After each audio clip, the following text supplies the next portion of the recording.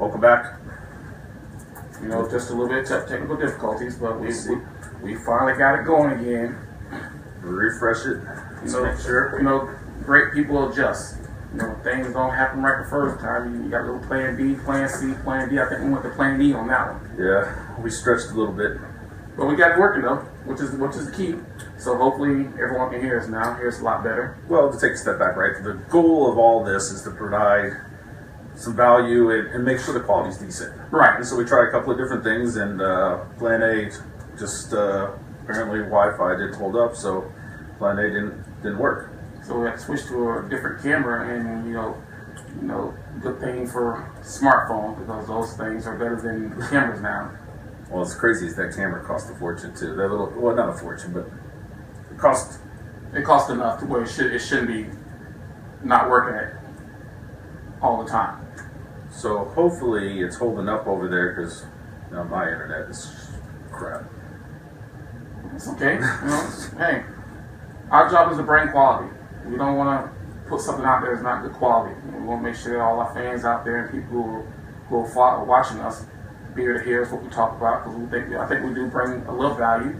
We do have some opinions about things, and we want to make sure that they get to hear our opinion. Doesn't mean we're always right.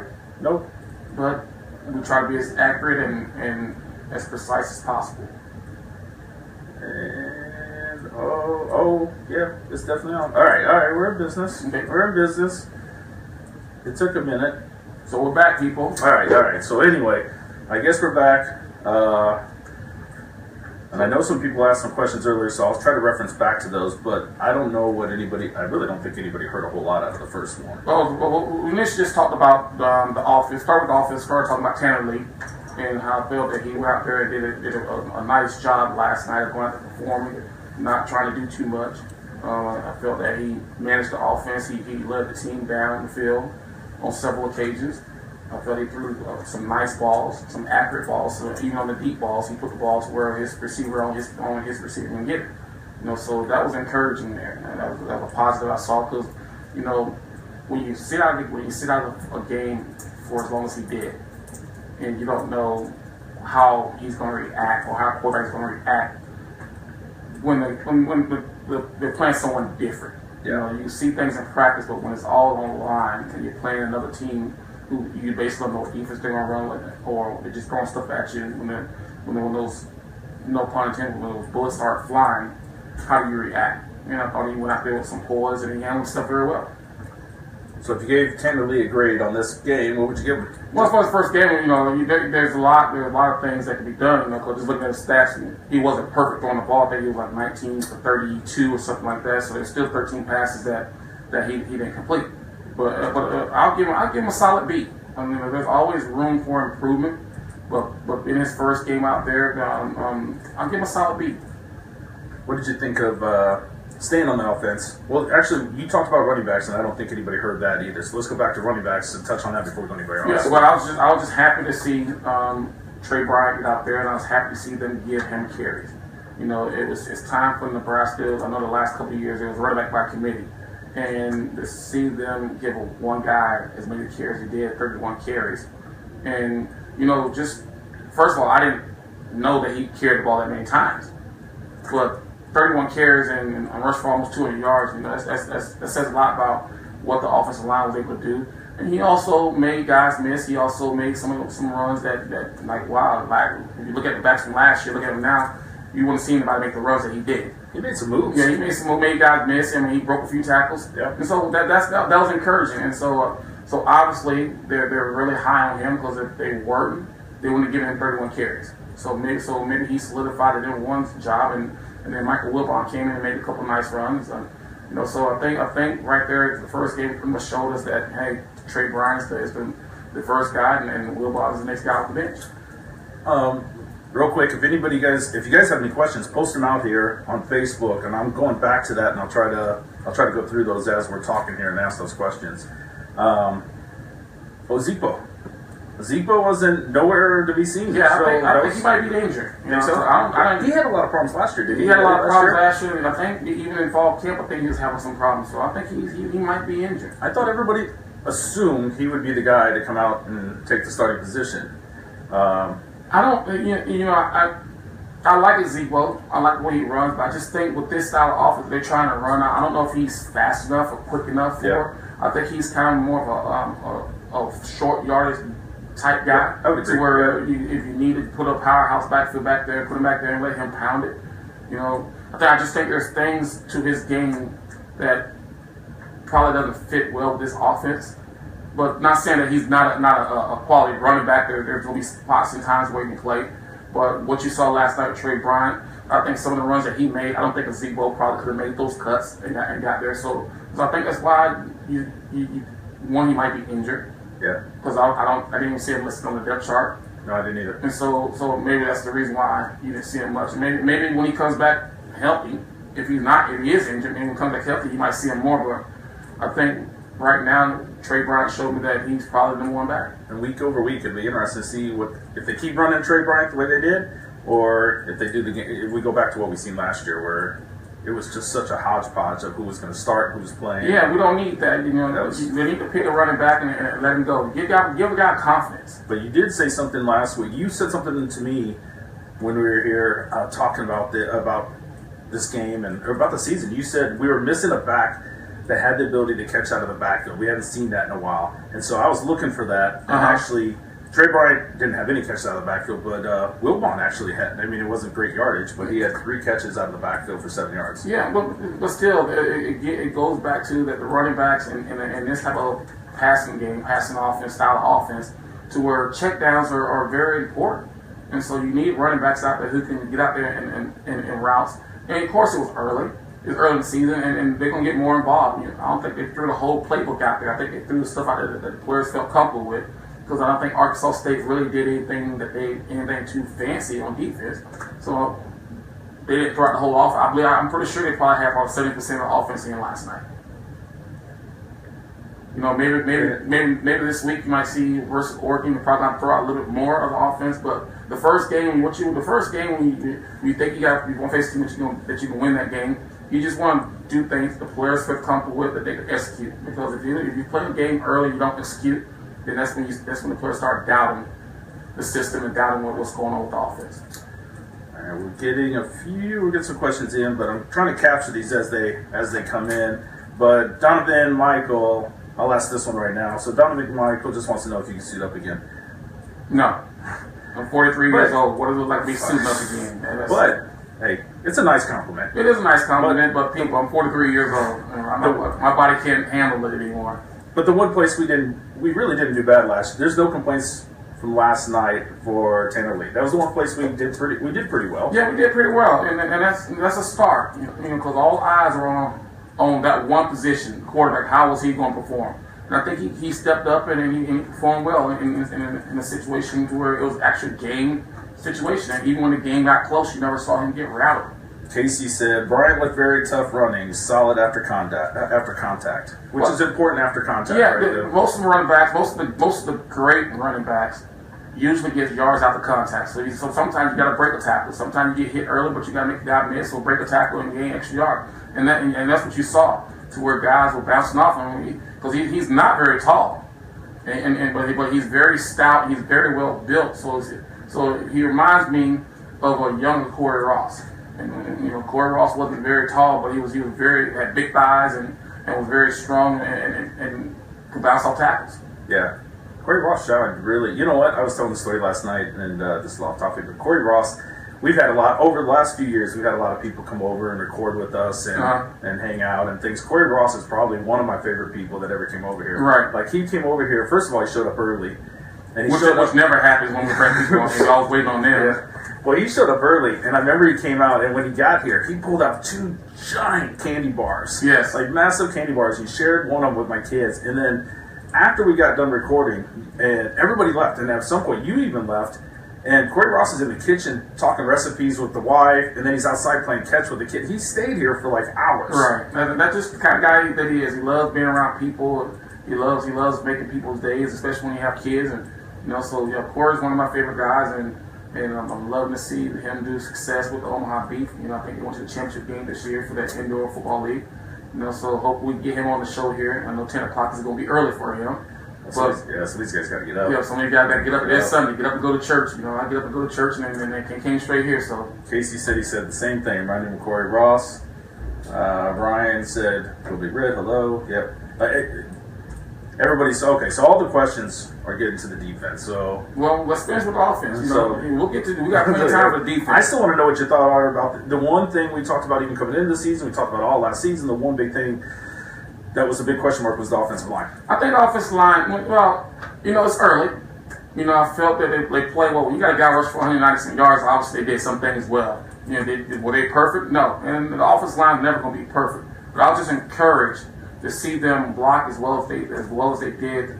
When you can rush for over 200 yards as a team, that says a lot. Because just looking at Arkansas State, they rush for less than 100 yards, but they threw for a lot of yards though. So they kind of defeats the purpose. But it shows that Langsdorff and the office staff was focusing on making sure that they made a conscious effort to run the football.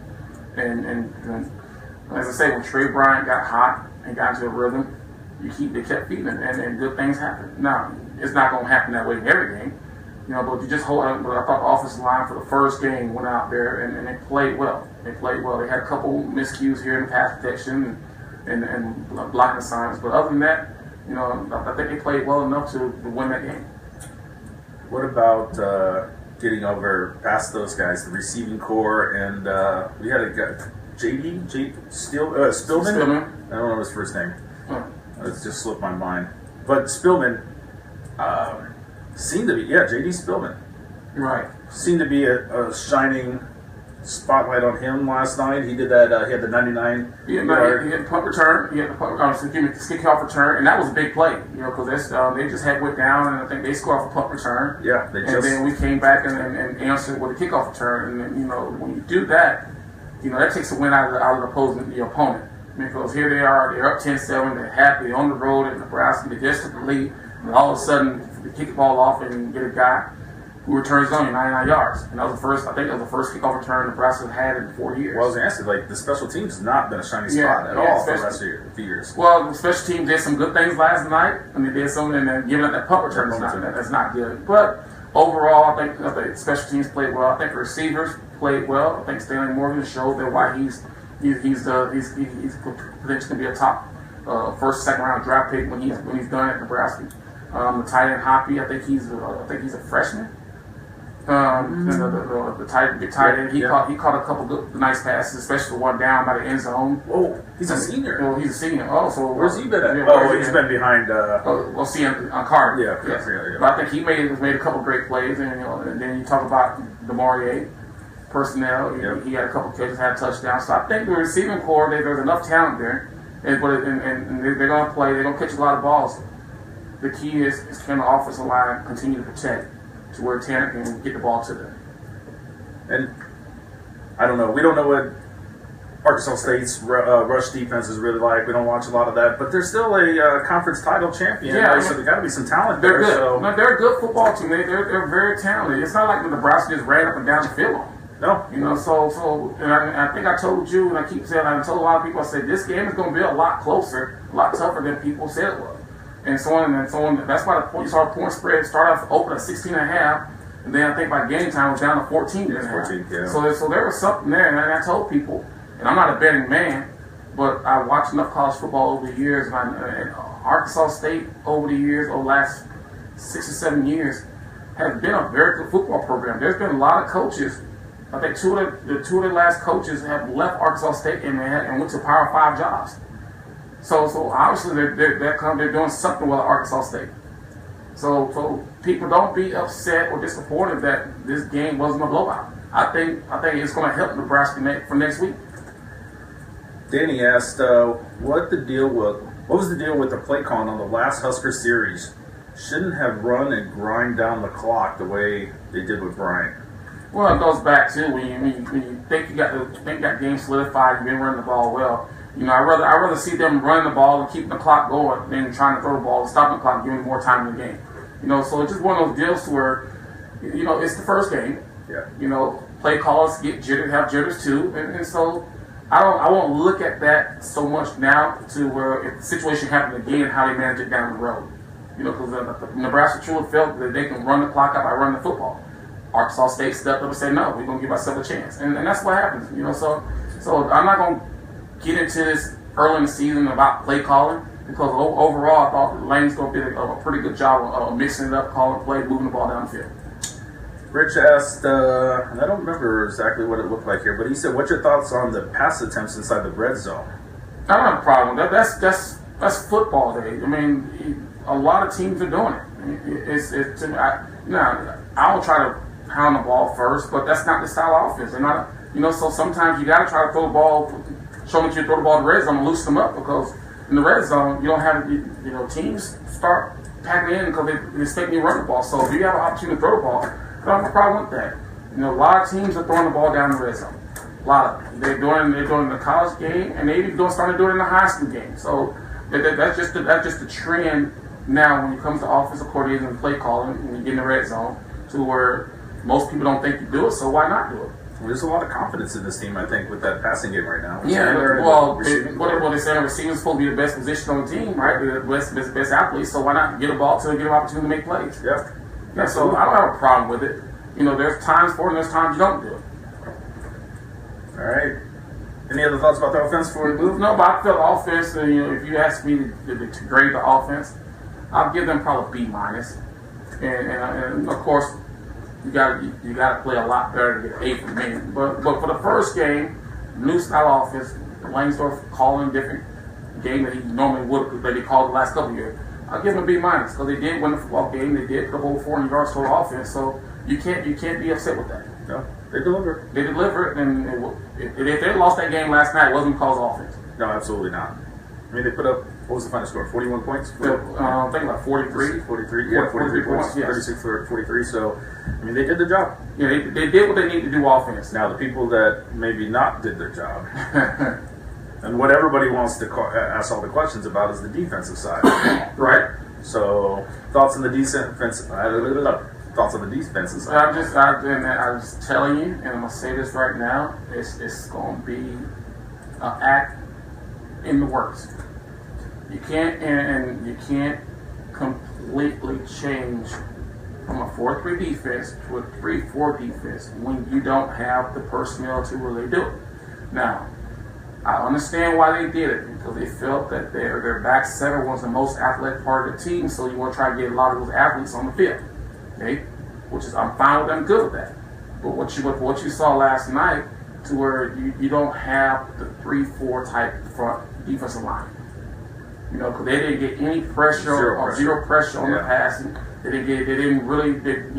Arkansas State really didn't try to run the ball like as much. I think they probably carried the ball, had 20 carries on the game, or maybe a little bit more than that. But it still got to the point to where this is going to be a work. It's going to be a continued work throughout the season, and it's up for the defensive staff to figure out ways to one get pressure on the quarterback because the guy threw for over 400 yards versus Nebraska. I mean, he made Arkansas Nebraska defense look like Chad May did in the 90s when they played Nebraska. Oh yeah, I think 92, 93. My freshman sophomore year when he came in through for Kansas State, right? Yeah, Kansas State. And this guy threw the ball like that versus Nebraska. Yeah. So I just think that I think the secondary was hurt by losing their best player back there too for the season, and I think they had to play a guy who's probably not ready to be at every down corner. I think he come in and help, but it was an eye opener that we don't have the talent right now to really see a well-run 3-4 defense, and that's what you saw last night. And I knew that was going to happen. I kept saying that from day one when they were switching to 3-4 that it's going to be tough until you get the defensive linemen that can literally get pressure with a 3 and 4 man rush. That's the only way this defense is going to work. And so we might still be 2 years away because the key to 3-4 defense is the nose tackle.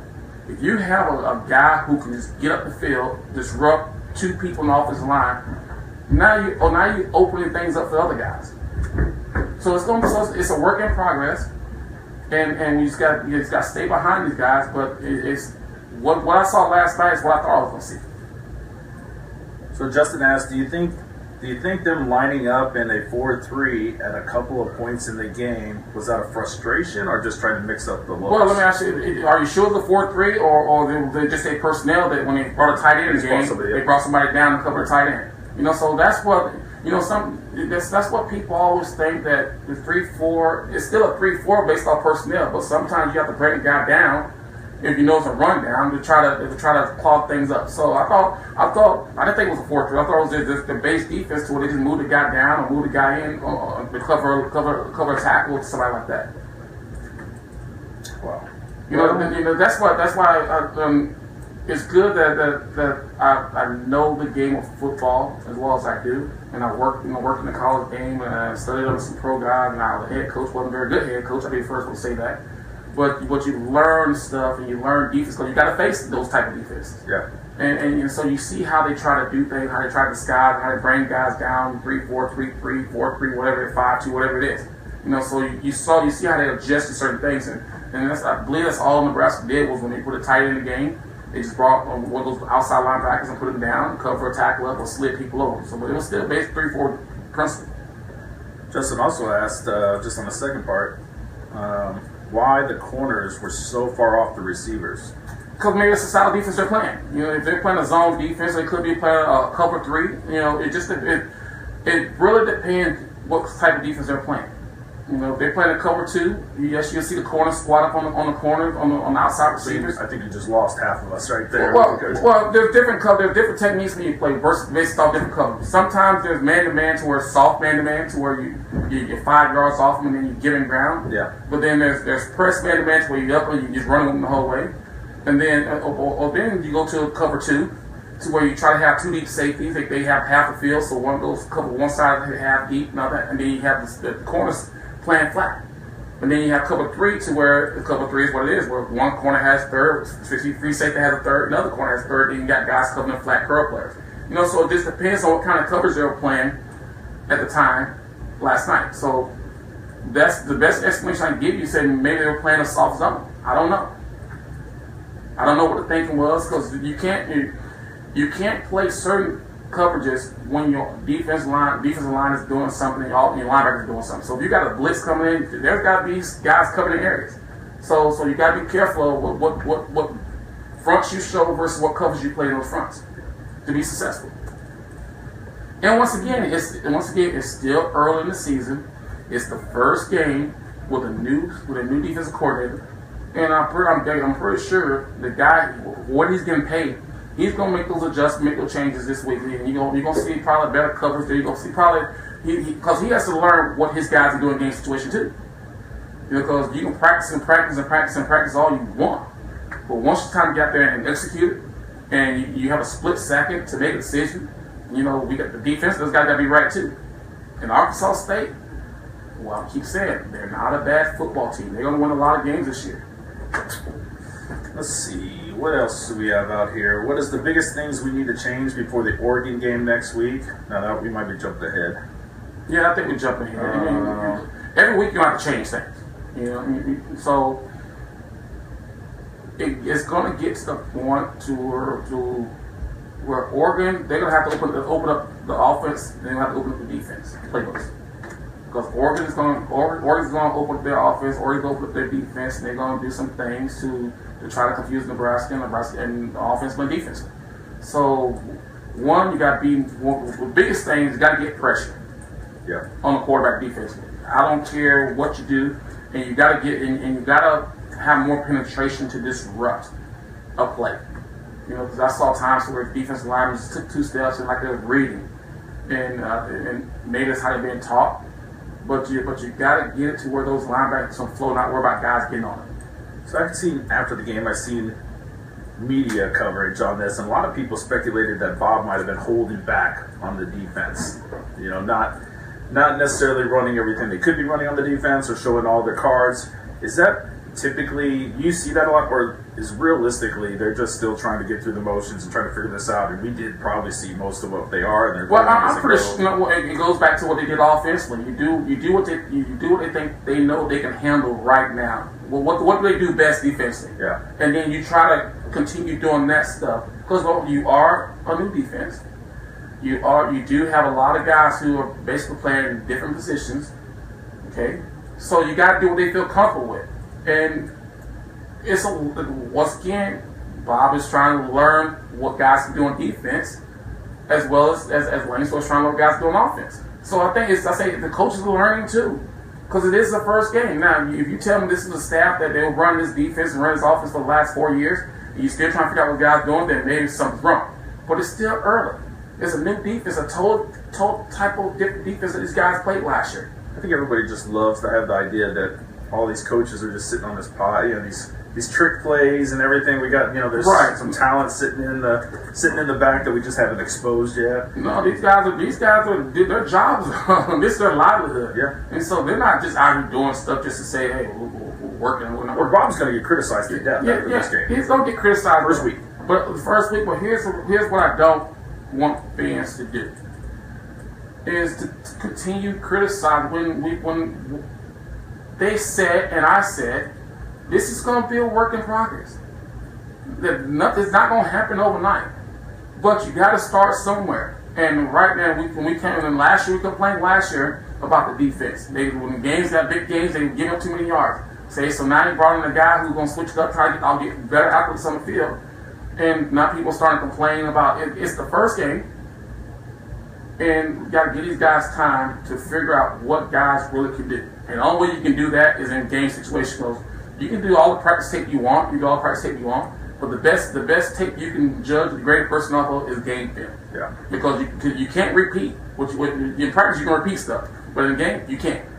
So you guys got to, they mess up, you got to put that play out and move to the next one. And that's the best grade, that's the best way to figure out what guys can do off game film. Joshua said, do you think we could have had stopped the screen by jumping over the front of the receivers and try to get an interception? Once again, it's based on how they play. It's how they talk to play. I see teams who crash it when they see they crash and try to blow up the first guy.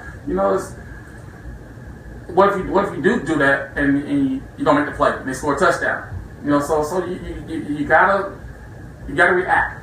And it's all about how it's being taught. I don't know how they've been taught, so I can't say yes they should have done this or they should have. We can say that looking at it from 30, 40 feet up. Yeah.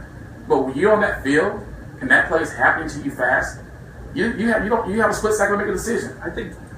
I don't appreciate probably how fast this game really is. I think a lot of people don't realize how fast the game is really going on that field. I'm going to tell people this right now.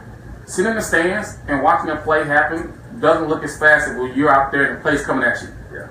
I would challenge anyone, and many people told me that the thrill that they got of being able to be on the sideline and listen to a play coming, listen to how fast the game is going, you get a different feel when you're right there on top of how fast the game is actually going. When you're sitting up in the stands, you don't really truly get a true feeling of how fast the players are running, or how fast the game is moving. And so fans can look from saying, well, perfect example, well, how come he didn't see this guy down the field running right open? Well, you got a split second, you got guys running at you. You got to make a decision quick. And so the game is a lot faster than it looks. And so I don't want fans to start early saying, well, how come we're not doing this? How come they're not reacting this way? You only get a split second to make a decision. And once you make a decision, you got to go with it. Who's the shining moment, or who's the person on the defense that you saw last night that had some really positive results? I thought Khalil had some positive results. I thought he was a safety. I think they moved to safety. I think that helped him out because he can roam the field up more, see things. And Danny was asking about that. He wanted your thoughts about Khalil. Yeah, I thought him moving from the corner to safety, at first I was kind of questioning it. Yeah. But then just watching him play, I think that's probably I think he feels at home there. Because now he doesn't necessarily have to, he sees everything happen in front of him. Yeah. I thought Gifford did a nice job. But I think those two guys stood out to me more. Yeah. But I think as a defense as a whole, I think there's a lot of work that needs to be done. But I'm still encouraged by that because it is the first game. You're playing a 3-4. A lot of guys they used to 4-3. So it's game one. People that don't get in a bunch right now. Now you start to see these problems out of Oregon. You start seeing these problems out the Northern Illinois, and then when you start Big Ten Conference, then we're gonna have issues. Then that's when you can start saying, wait a minute, what's going on? Yeah. But this is the first game. You're gonna have hiccups. Well, Robert said he thought He thought it's asked actually if it was just him or if everybody else, or if you thought that the defense as a whole actually was much more physical last night than what we've seen last year. Yeah, they were physical. They were more physical, but they just gave up too many passing yards. Being physical on the run game, and once they hit somebody, I didn't think they missed too many tackles last night. But there was still the one part that we gotta figure out is how to get pressure on the quarterback. Yeah. And it's not. And I'm not saying that the defensive backs didn't do their job. But if you play a defensive back and you have to cover for 5-6 seconds, the guy's gonna come open. So those 400 yards in the pass game, some of them were great throw catches, but a lot of them was because the quarterback had an opportunity to sit back there and the guys run open because there was no pressure. The way to stop a good passing game is to get pressure on the quarterback, force him to get rid of the ball sooner than he's ready to. I'm not sure what KJ means. He says, "Why is the defensive line stance standing out to him as being very odd?" That's part of how you're teaching it. I mean, there's different ways people make stances. You know, I always was taught and I always told guys, I want you to get in a stance where you feel comfortable with it, to where you feel like you can explode off the ball. And maybe it's one of those stances where it's a fire and catch and read type deal. I don't know. I don't know how to teach it. So you know, sometimes they do look awkward. But sometimes the guys might be comfortable in that stance. So you got to let them be comfortable. Because if they're not comfortable in the stance, they're not going to fire off the ball. They're not going to feel comfortable playing. You're giving me a lot of I don't knows today. It's fair to say that, right? We're still trying to figure out, what Bob's game plan is. And I say Bob because I can never say his last name right. Diacono. I mess it up all the time. I just call him Bob. But we mess it up. Like, we're still learning Bob and trying to figure out what Bob's trying to pull off. Well, yeah, I mean, they're learning still. What we do know is he's making a lot of money, and he's gonna, when you got a guy of that caliber making that kind of money, he better make the adjustments. Yeah, he better not have went home last night, and he better probably took some tape home, and start breaking the film down. Yeah, because that's what the great coordinators do. And I'm assuming Bob wants to deliver just as much as we want. Well, he better deliver because he's getting paid to deliver. It's like so. He's getting paid to deliver, and so. If he has one job, put a great defense out on that field. It's up to him to get it done. Steven's got a good question. I almost passed over this, but we did rack up a lot of penalties last night. And he said, "What did you think of all the penalties and the first game jitters? First game jitters, excitement, emotion, anxious to get off the ball, all sides stuff. I mean, that's the first game. Now, we said this last year, 2 years ago when they had a lot of penalties. Yeah, but I attributed that first game jitters. That's what I attribute to. Now, if you start to see the same penalties happen by the same guys 2 and 3 games down the road, then there's an issue. But you don't like to see those penalties. The penalties, and Coach Osborne used to always say that he could deal with penalties that happen in action, but at least give us opportunity to snap the ball. So jumping off sides on both sides of the ball, those penalties are uncalled for. That's just lack of focus right there. But holding penalties, unsportsmanlike conduct penalties, that stuff happens, and aggressions, and the heat of you playing the game. Pass interference, those are sometimes the judgment calls. So it's just one of those. So I can handle those type of penalties better than I can handle the false starts. All right. For the sake of time, I think we're a little over half an hour right now. Let's talk about this weekend, Oregon. Well, I think Oregon put 50-some points on the board. No, 77. 77. So it's. Well, I guess I stopped looking at when they had 50-some points. I think it was 77-12 or something. Yeah. Something I don't know. I'm excited about this game because it's going to be a fun game. I think it's going to be a fun game. I think it's going to be a true test to Nebraska. I think this game here is going to set the tone for the rest of the season. Because if Nebraska can go on the road and win this game, I think it's going to say a lot about this team and where it can go. Because I don't see them really having any competitive games after this until Wisconsin. I think after this game, every game that they play in, they should be favored. And so I just want them to go out there and have fun. I think Oregon, and I'm more interested in this game right now because the head coach of Oregon was my backup in high school. And then my cousin is the tight end special teams coach there. All right, so say that again. Who was the backup? Willie Taggart was my backup in high school. Backup quarterback in high school. Oh, that's interesting. So, oh, nice. And so I want to see. Of course, I want to see him do well. And you got a cousin, you said? And then the tight end special team coach is my cousin, Raymond Woody. And then also Chris Norris, who's a fullback at Nebraska, is actually part of the recruiting staff at Oregon. Wow. Yeah. So there's some personal ties to me, and then there's also some Nebraska ties. Yeah.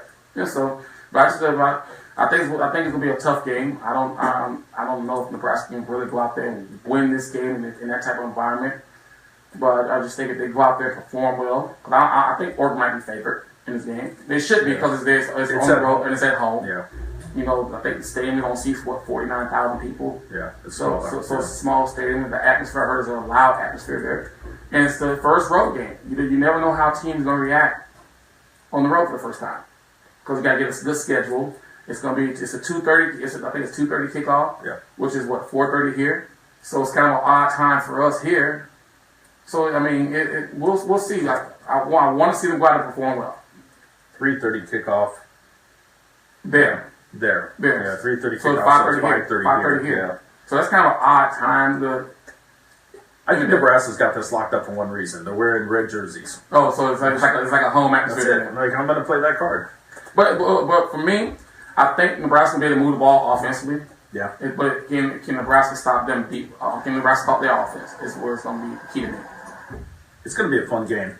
I'm excited to see it. I know there's a lot of people who are going to that game.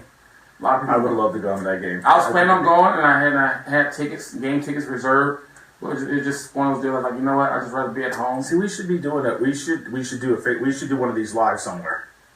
We can do that. Find a place, do it live, invite people out. Yeah, I'm thinking about going to the Minnesota game. I always go to Minnesota when Nebraska goes there. So maybe that's a good game. We need to have a Facebook Live set up. Maybe do like see if we can get a sports bar out there in that town or venue and invite people out. And even Lincoln, we could even every once in a while Lincoln wouldn't be bad. Yeah.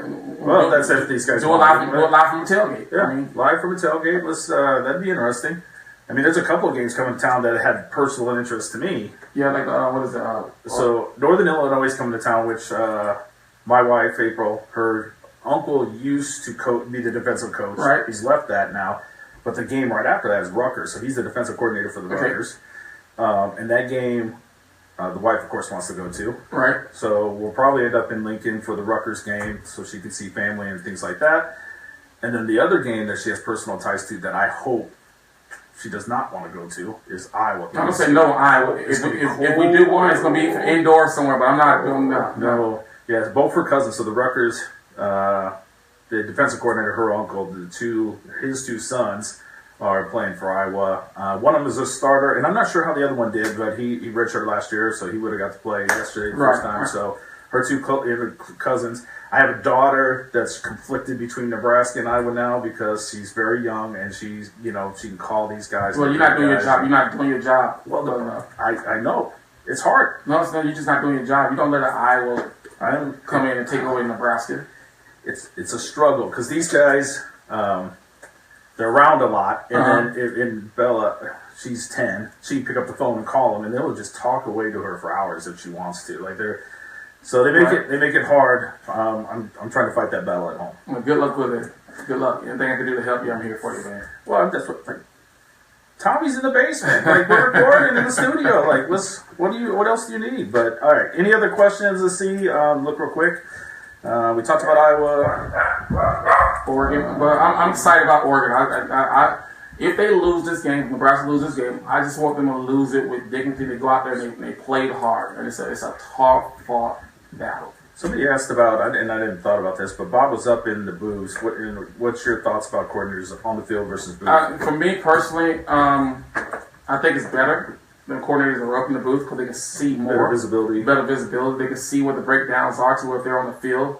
Once the game is moving so fast where you can't see everything. Upstairs, you can see every position. If a coordinator's on the field, do they usually go back and forth heavily to the guys that are up in the booth? Yes, the guys in the sky, we call it eyes. When I coached, there's 1 year they moved me to the box, and then I didn't like it up there because I like being down there where I can talk. Interact with the players, right? Players. But there's some guys who love being up there. Most offensive coordinators love being in the box because they can see the whole game. They can see things happen. They can start picturing things based off where teams line up. Because when you're on the field, you can't see are they truly in the 3 gap or are they truly lined up here? Are they really playing this type of defense or what kind of offensive splits they have?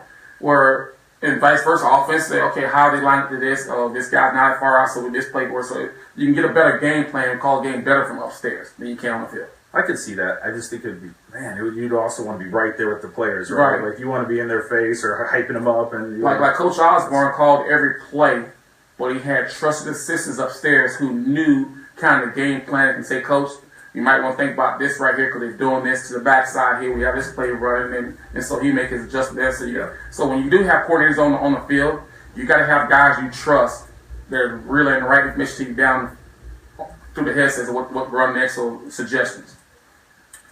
Well, we'll see what happens next week. It's a true test. So yeah, we'll be back here at 10 o'clock. 10 o'clock on Facebook, on Facebook Live. Facebook.com. That's where the hell they're at. What am I talking about? Like, yeah, it's a long address. So yeah, I just say go and type in touchdown Tommie. Well, they're watching the video right now at the same place. So. Yeah, so. Appreciate everybody watching the video. I think we answered a lot of the questions. We had a little technical difficulties, thus the camera change, and we'll fix that for next week. And then we'll get better as we go along. Yes. This the first time we ever really did it Facebook Live. We used to always record stuff, but now we're on Facebook Live.